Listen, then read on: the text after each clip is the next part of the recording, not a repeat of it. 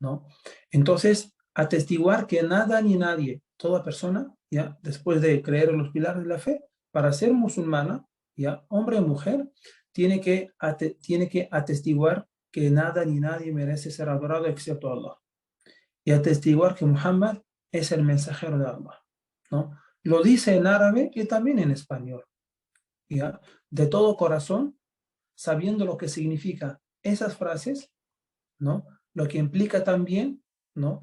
Lo dice con la lengua, ¿ya? Y bueno, con sinceridad y certeza. Ashhadu an la ilaha illallah wa ashhadu anna Muhammadan Rasulu Allah. Atestigo que nada ni nadie merece ser adorado excepto Allah. Y atestigo que Muhammad es el mensajero de Allah. Uno, cuando dice eso de corazón, con la lengua, ¿no? Y solamente buscando la complacencia de Dios, no buscando detrás de eso un beneficio mundano, ¿no? O para casarse, ¿no? Con una persona, ¿no? Y eso sería una condición. Eso no vale. Tiene que ser únicamente para complacer a Dios. Porque las cosas mundanales van y vienen, ¿no? Pero la fe tiene que quedar. La fe tiene que quedar, la creencia en Dios tiene que quedar.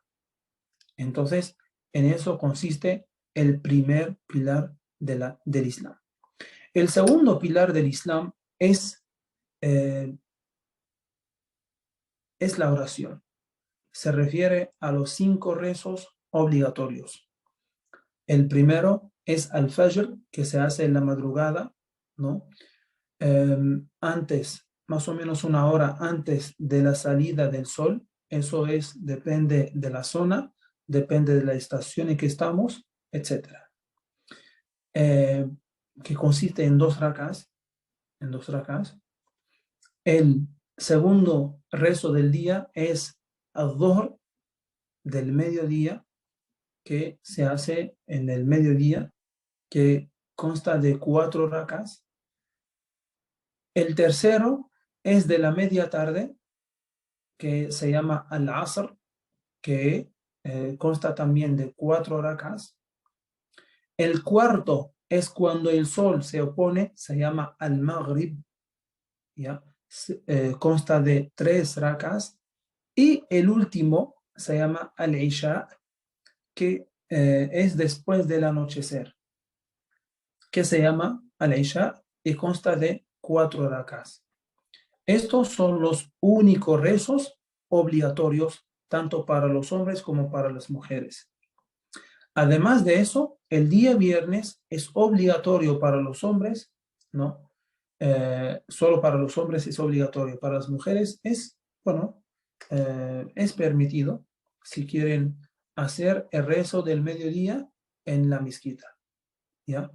El rezo del mediodía se llama el rezo del viernes. Los hombres acuden a la mezquita, ¿no? Y pues ahí escuchan el sermón y hacen la oración. En vez de 4 rakas, ahí hacen solamente 2. La oración, queridos hermanos, honorables hermanas, representa la columna vertebral de la religión, ¿ya? Es la base de la religión. El ser humano, una vez ya se hace o se haga musulmán, tiene que ponerse en contacto con Dios. Ese contacto directo es el rezo, y firme también, ¿no? El rezo, pues como Allah subhanahu wa ta'ala dice, el rezo previene actos, ¿no? Reprochables e inmorales, ¿ya? Y también es la relación y es el contacto directo entre el musulmán y Dios, sin ningún intermediario. No hay intermediarios en el Islam. Tú y Dios, nadie más, nadie más. Entonces, durante el rezo se alaba, se alaba a Dios, se exhorta a Dios, se pide a Dios, se, eh, se agradece a Dios, ¿no? Entonces, también se toma en consideración la grandeza de Allah subhanahu wa ta'ala, porque el rezo no es una serie de, eh, digamos, de ejercicios, no son ejercicios, sino esos ejercicios son un puente para llegar al objetivo. El objetivo es el alma, no es el trabajo del cuerpo, sino es la reacción, o mejor dicho, es eh, el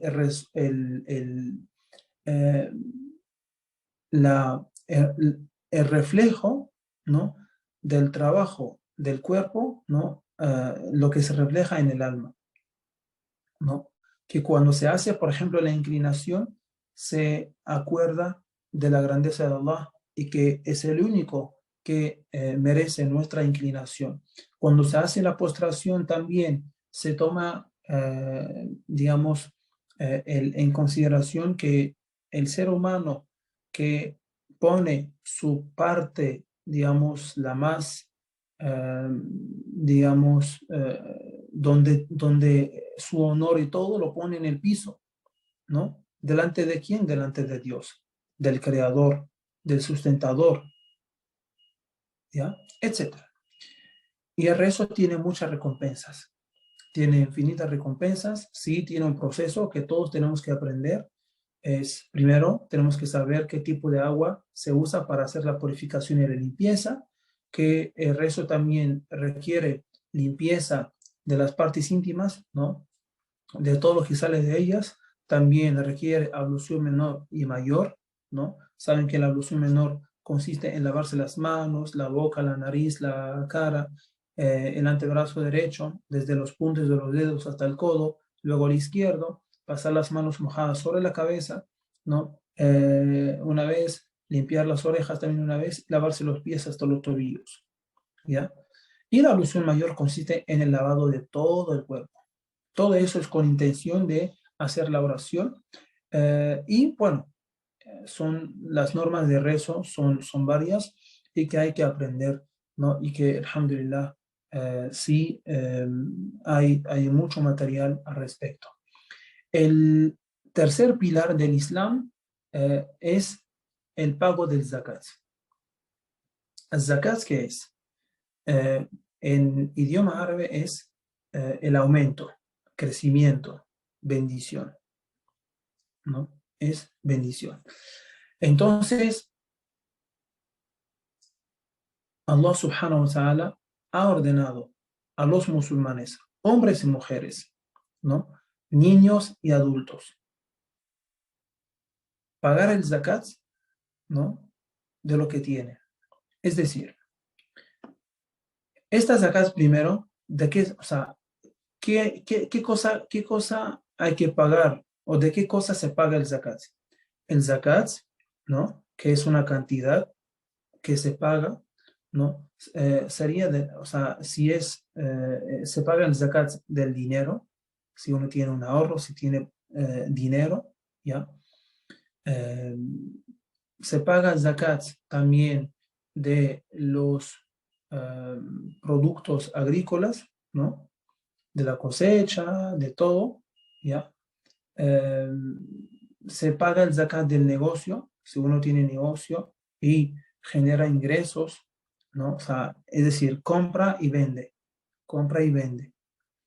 También zakat de los ganados, es decir, las personas que crían, por ejemplo, eh, este,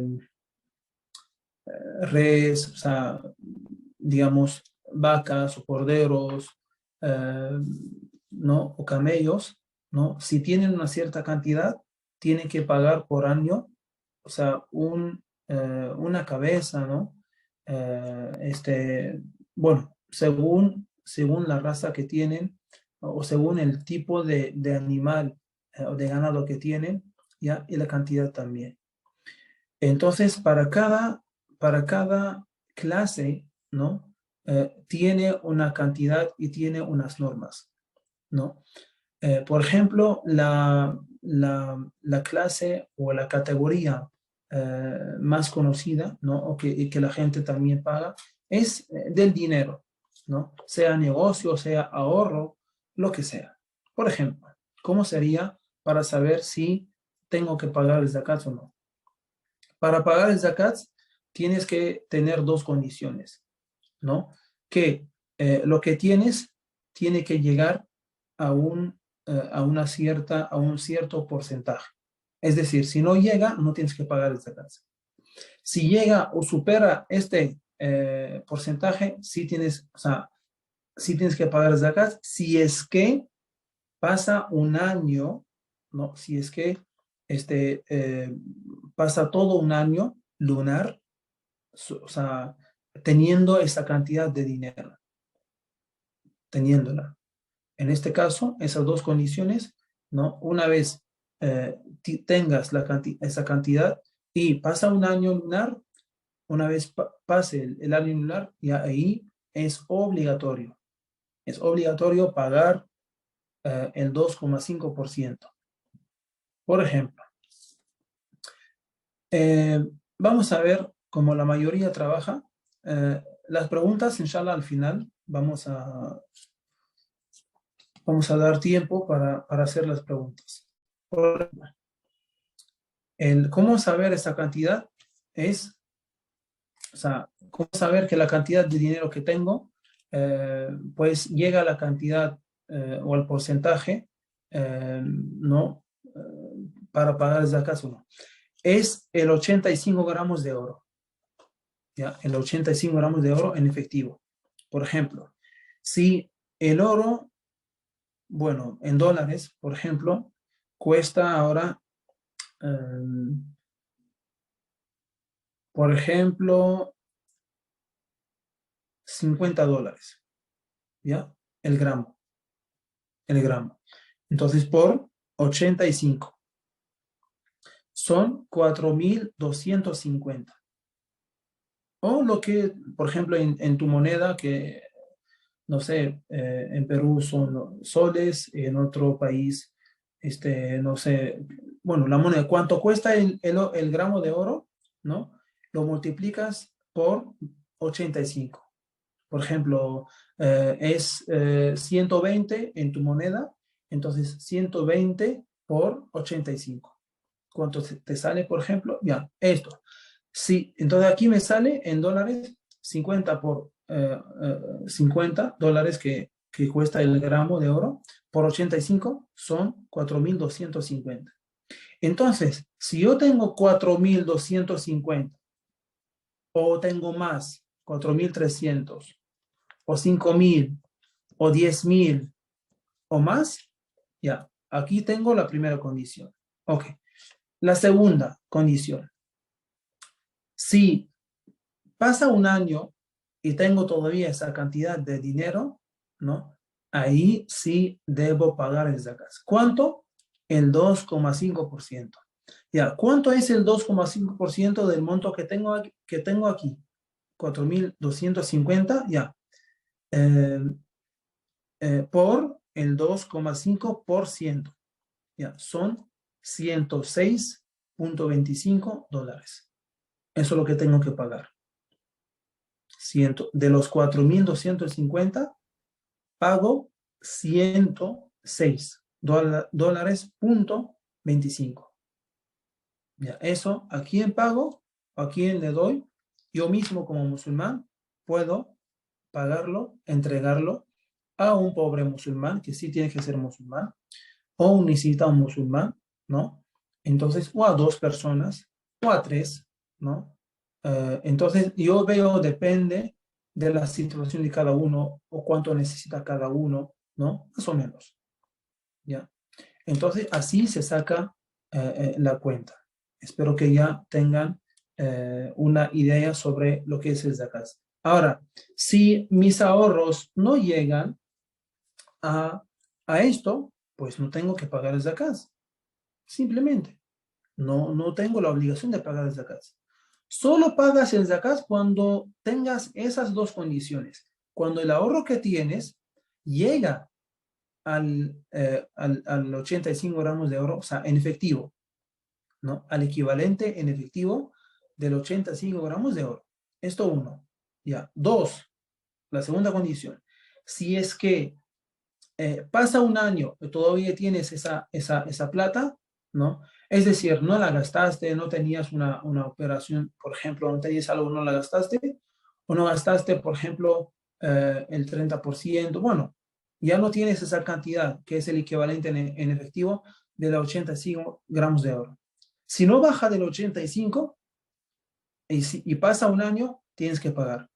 Pero si pasaron solamente 2 meses, tú sí tuviste el equivalente del 85 gramos de oro en efectivo o más, tuviste, por ejemplo, el equivalente del 90 gramos de oro en efectivo, pero en 2 meses pasó algo y tuviste que usar esta plata, por ejemplo, usar el 40% o el 60% o toda la plata, pues no tienes que pagar el zakat, porque no ha pasado un año aún, ¿ya? Entonces, esto es un ejemplo, ¿ya? Eh, Pasamos, y también el zakat sí tiene muchas recompensas. Sabemos que el Islam, alhamdulillah, nos enseña a compartir lo que tenemos con los demás, y Allah subhanahu wa ta'ala bendice el dinero de aquella persona que también da, que también paga el zakat, ¿ya? Y por el contrario, aquellos que tienen esas posibilidades y no pagan el zakat, pues tendrán un castigo, ¿sí? Porque los que sí tienen todas las condiciones para pagar el zakat y no lo hacen, pues están corriendo un gran riesgo, ¿no? Porque lo que tienen, el 2,5% de lo que tienen, que no pagan, es un derecho de los pobres. Es un derecho de los pobres. El cuarto pilar del Islam es el ayuno del mes de Ramadán. Allah subhanahu wa ta'ala nos ha ordenado hacer el ayuno a todo musulmán que tiene la capacidad mental y la capacidad física de hacer el ayuno, eh, y también a los que no están de viaje, ¿ya? Y a las mujeres que no están en periodo de menstruación o de posparto, ¿no? Todas esas personas que no tienen esas excepciones, pues tienen la obligación de hacer el ayuno de Ramadán. Una vez ya no tengan esa excepción, ya, digamos, llegan al destino o están o regresan al país natal, por ejemplo, o la mujer termina su periodo de menstruación o termina su periodo de posparto, ¿no? Dentro del mes de Ramadán, entonces comienzan el ayuno y después reponen los días no ayunados.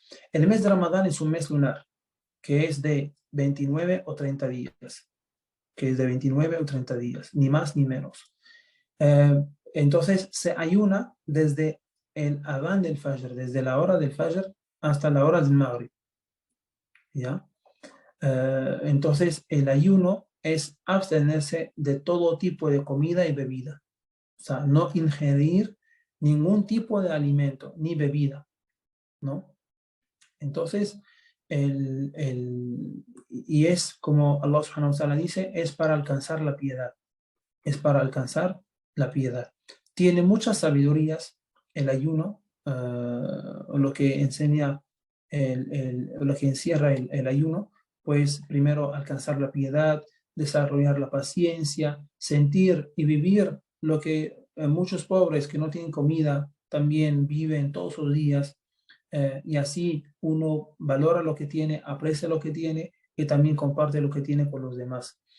Eh, y bueno, también es un mes en el cual nos acercamos a Allah subhanahu wa ta'ala, tanto con el ayuno, con buenas acciones, como los rezos obviamente obligatorios, y los rezos nocturnos que se llaman tarawih, y también con la recitación del Corán, con más recitación del Corán, etcétera, porque este mes es caracterizado por el mes del Corán. Como dice Allah, en el mes de Ramadán fue revelado el Corán. El comienzo de la revelación del Corán fue en Ramadán, ¿ya? Ramadán, pues, es el mejor mes de todo el año, ¿ya? Eh, Sus últimas 10 noches son las mejores noches. Y entre estas 10 últimas noches hay una que es la mejor noche de todo el año, que se llama Laylat al-Qadr, la noche del decreto, que es mejor que 1000 meses, como Dios dice en el Corán, ¿ya? Es decir, que uno trata de adorar a Dios más en esta, o sea, acercarse a Dios con las buenas acciones, con los rezos, con la recitación del Corán, con dar caridad, con todo tipo de buenas acciones que el Islam establece, ¿no? Y por último, la peregrinación. A los musulmanes, hombres y mujeres, que tienen la capacidad física y también económica de comprar un ticket de donde viven hasta donde está la mezquita sagrada en la Meca, en Arabia Saudita, y alojarse ahí bueno, los días necesarios para hacer la peregrinación, ¿no? Sí tienen la obligación de hacerlo. Los musulmanes que no tienen la capacidad física y económica de hacerlo, no tienen la obligación de hacerlo. No tienen la obligación de hacerlo. Y la peregrinación consiste en hacer las 7 vueltas, dar las 7 vueltas alrededor de la Kaaba, ¿no? La casa negra o el cubo negro, y luego ir y venir 7 veces entre la montaña Safa y Marwa, y en todos esos rituales se recuerda a Dios, se recita Corán, se pide a Dios. Bueno, hay tres clases o 3 categorías del Hajj, ¿no? Entonces, hablando del Tamattu, uno comienza a hacer Umrah, peregrinación menor. Después de lo que dije, recorta el cabello. Y el día 8 del mes de Dhul Hijjah, ya que es el último mes del calendario lunar, los peregrinos van a Mina, que es una zona hasta unos kilómetros de la Meca, donde permanecen ahí el día 8, ¿ya? Y el día 9, después del Fajr, van para Arafah, que es una zona cerca, donde permanecen todo el día también recordando, pidiendo, alabando a Dios. Después del Maghrib, pues van a Muzdalifa, donde rezan el Maghrib y el Isha, y bueno, pasa la noche ahí. Y después del Fajr, o sea, van a tirar las piedritas y sacrificar el cordero, rasurar el cabello para las mujeres, cortar un mechón y luego ir a la casa sagrada y dar nuevamente las 7 vueltas y, bueno, vestirse normal y regresar a Mina, pasar 2 días mínimo o 3 máximo, y cada día tirando las piedritas, ir a tirar las piedritas. Y esos rituales son rituales que nos ha dejado el profeta Abraham, su esposa Hajar, y también que últimamente nos enseñó el profeta Muhammad sallallahu alaihi wasallam y estableció para nosotros, ¿no? Entonces, la peregrinación es un encuentro de los musulmanes de todos lados, ¿no? Son diferentes culturas, diferentes razas, diferentes países, diferentes idiomas, diferentes colores, ¿no? Pero somos diferentes, pero al mismo tiempo somos unos, o sea, únicos, ¿no? Somos una sola nación, una nación única. Creemos todos en Dios, creemos todos en el Corán, creemos todos en el profeta Muhammad, el último profeta y mensajero, y adoramos a un solo Dios. Y seguimos la misma ley y practicamos las mismas enseñanzas. Entonces, esto es a grosso modo los pilares del Islam.